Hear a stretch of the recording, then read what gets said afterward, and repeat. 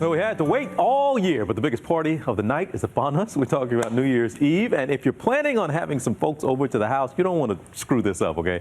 We got the man for the job, America's Chief Entertaining Officer, Tim Laird, here to help us through the party of the year. And the party of the year has to include champagne, first and foremost. I'll tell you what, it has to have champagne, and people get confused on what champagnes to pick. Yes. So we're going to take you through that a little bit. Right. First of all, you want to look for a good champagne, but you don't have to spend a lot of money. Look for what it says, Méthode Champenoise on the label. Basically, what that means is that they're producing it the same way they do it in Champagne, France, where the second fermentation actually takes place in the very bottle you buy. So check that out. And then everybody gets confused on the styles and types that are out there. The two most, I guess, popular styles, one is extra dry, which is a little bit sweeter. Even though it says extra dry, that's kind of confusing, but it's a little sweeter than the most traditional way, which is Brut, which is a little bit drier than that. So either way, those two are the most popular, and I like them both. So, and Corbel's a great value for New Year's Eve, especially having a lot of people over there. So, and this brand, this is what, 12, 15 bucks? Yep, get these? yep, okay. $12 to $15 for a bottle of Méthode Champenoise. So,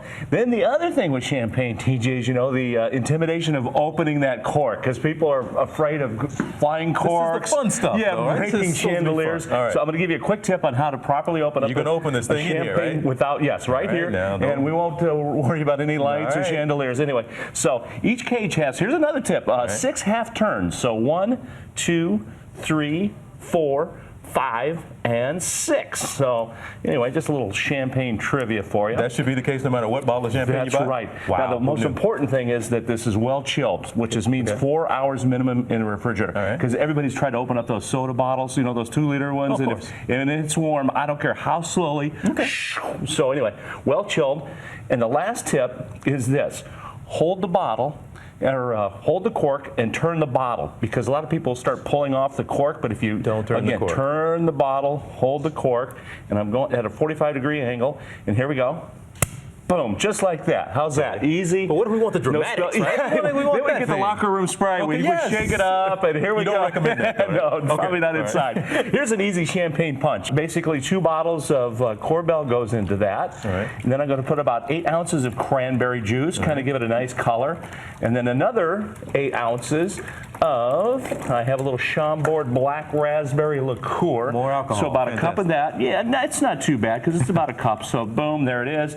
And then I put a couple of, garnish it with some raspberries. That goes in. There it is. You can't get any easier than that. That's the alcohol part. We got to eat a little bit. Yes, we do. Party, all right. I'll tell you what goes great with champagne is caviar. So we made a little caviar pie, very easy. The recipe's on the pie. Caviar pie. Is that an expensive pie? No, it's really not, because I use the lumpfish caviar, which is not at the beluga and all those other very, very expensive ones. So it starts out with a base of chopped eggs, a little bit of butter, have a little bit of fat-free yogurt or sour cream. You can put that, and then the lumpfish caviar on top. And again, the recipe's at the Facebook of World News Now. So if you want that, really easy, champagne and caviar. And nobody's going to know which. We can just tell them it's the expensive caviar. They won't know. I always tell them, I guess. We're good. We're good. So, now this here looks fantastic. I love this. Basically, what I do is cook a whole beef tenderloin and set it out, because, again, if you have leftovers, the next day, a lot of football watching for New Year's Day, you can make sandwiches out of them. And then I like to make a little dip for this.